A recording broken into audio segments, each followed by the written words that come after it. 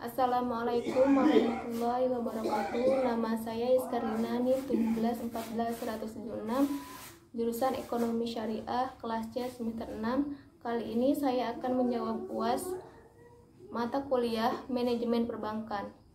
Soal yang pertama adalah jelaskan mengenai prinsip penilaian pemberian kredit dengan analisis 5C dan 7P serta studi kelayakannya.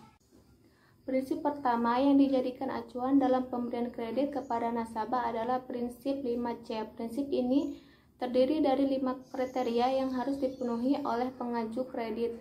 Kriteria yang pertama adalah karakter, yaitu melihat bagaimana karakter dan latar belakang calon peminjam atau nasabah yang mengajukan kredit. Kriteria karakter ini akan dilihat dari wawancara yang dilakukan oleh pihak bank, biasanya bagian customer service. Kriteria yang kedua adalah capacity atau kerap disebut juga dengan capability, yaitu bagaimana kemampuan calon peminjam dalam membayar kreditnya.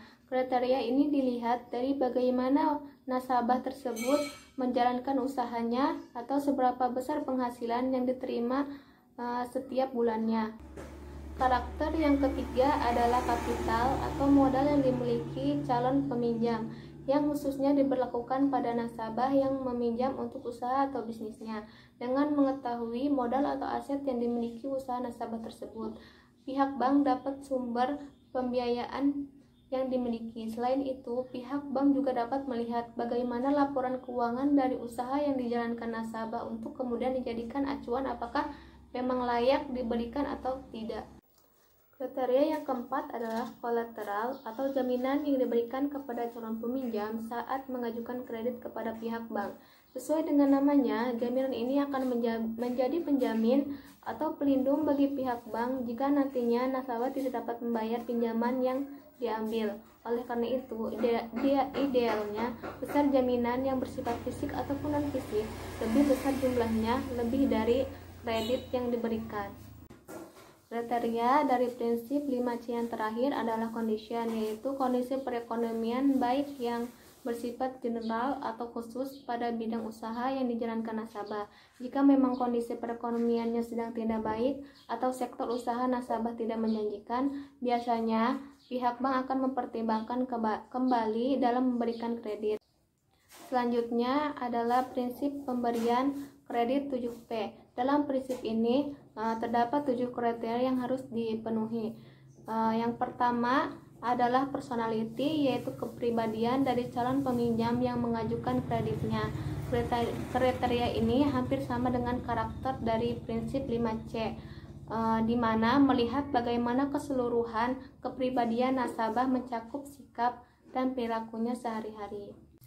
Kriteria yang kedua dalam prinsip 7P adalah party, di mana calon peminjam yang dimasukkan ke dalam beberapa golongan yang terkait dengan kondisi keuangannya. Biasanya pihak bank mengklasifikasikan nasabah berdasarkan modal yang dimiliki, kepribadian, loyalitas, dan lain sebagainya. Dengan adanya perbedaan klasifikasi dan golongan ini, akan ada perbedaan pula dalam pemberian fasilitas kredit nantinya. Kriteria yang ketiga adalah purpose, yaitu apa tujuan dari calon peminjam untuk mengajukan kreditnya pada lembaga keuangan. Pihak bank perlu mengetahui untuk apa dana tersebut akan digunakan, misalnya untuk modal usaha, investasi, biaya pendidikan, atau justru kegiatan konsumtif. Kriteria keempat dari prinsip 7P adalah prospek, yaitu bagaimana prospek dari usaha yang dijalankan oleh peminjam. Tentu saja prinsip ini berlaku khusus bagi nasabah yang mengajukan pinjaman untuk modal usaha atau bisnis yang dikelolanya. Dengan mengetahui apakah usaha atau bisnis tersebut memiliki prospek ke depan yang bagus atau tidak, maka bank pun dapat memprediksi bagaimana perkiraan kemampuan bayar dari nasabah. Kriteria yang kelima adalah payment. Masih berkaitan dengan kriteria sebelumnya, kriteria yang kelima ini juga bertujuan mengukur bagaimana kemampuan bayar dari calon peminjam. Prinsip payment dilihat dari sumber pendapatan nasabah, kelancaran usaha yang dijalankan, hingga prospek dari usaha tersebut. Dengan begitu, pihak bank atau lembaga keuangan dapat menilai apakah nasabah tersebut memang dapat membayar kreditnya atau tidak. Kriteria yang keenam adalah profitability, di mana pihak bank melihat bagaimana kemampuan calon peminjam dalam menghasilkan keuntungan atau laba. Sama seperti beberapa kriteria sebelumnya, kriteria ini dikhususkan pada nasabah yang meminjam untuk keperluan usahanya. Semakin tinggi profitability dari calon peminjam, maka akan semakin tinggi pula kemungkinan kredit yang diajukan dapat disetujui oleh bank. Kriteria yang terakhir pada prinsip 7P adalah protection. Tidak jauh berbeda dengan kriteria collateral pada prinsip 5C. Kriteria protection ini juga mengacu pada jaminan yang dapat diberikan pada calon peminjam selama jaminan berupa barang seperti aset rumah atau perusahaan. Protection ini juga dapat berupa jaminan asuransi yang dimiliki oleh nasabah.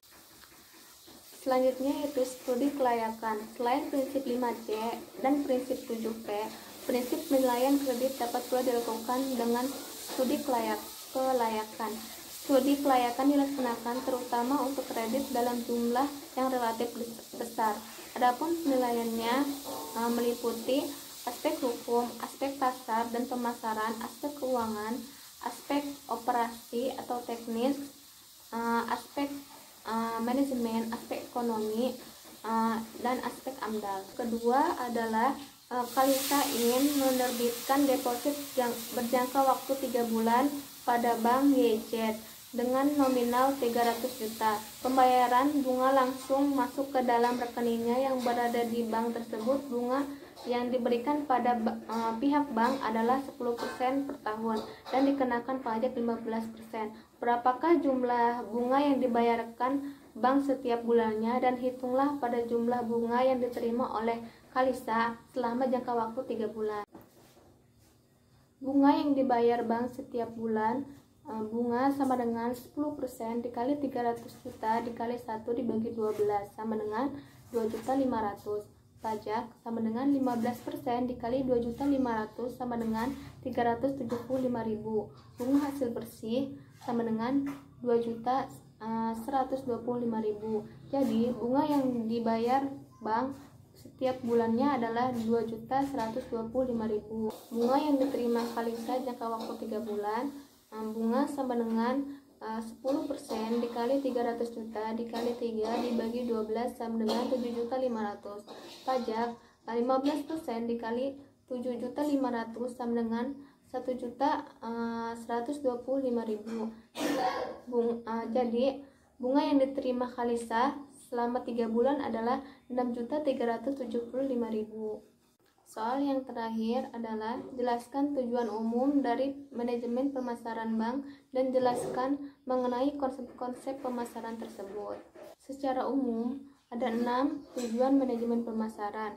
Di antaranya adalah membangun permintaan, membangun kepuasan konsumen, mendapatkan keuntungan, mendapatkan pencitraan sesuai harapan, dan menjaga kelangsungan usaha. Adapun konsep-konsep pemasaran yaitu konsep produksi, konsep yang menekankan pada volume produksi yang sebesar-besarnya dan harga yang serendah-rendahnya. Yang kedua adalah konsep produk. Konsep produk merupakan konsep yang menekankan pada kualitas dan penampilannya. Yang ketiga yaitu konsep penjualan. Dalam konsep ini, kegiatan penjualan ditekankan lebih agresif melalui usaha-usaha promosi yang gencar. Yang keempat adalah konsep pemasaran. Bagaimana menentukan kebutuhan, keinginan, dan minat pasar sasaran untuk memberikan kepuasan yang diinginkan. Yang terakhir adalah konsep pemasaran kemasyarakatan. Konsep ini menekankan kepada penentuan kebutuhan, keinginan, dan minat pasar sasaran dan memberikan kepuasan sehingga memberikan kesejahteraan kepada masyarakat. Mungkin itu saja jawaban dari saya. Kurang dan lebihnya mohon maaf. Wassalamualaikum warahmatullahi wabarakatuh.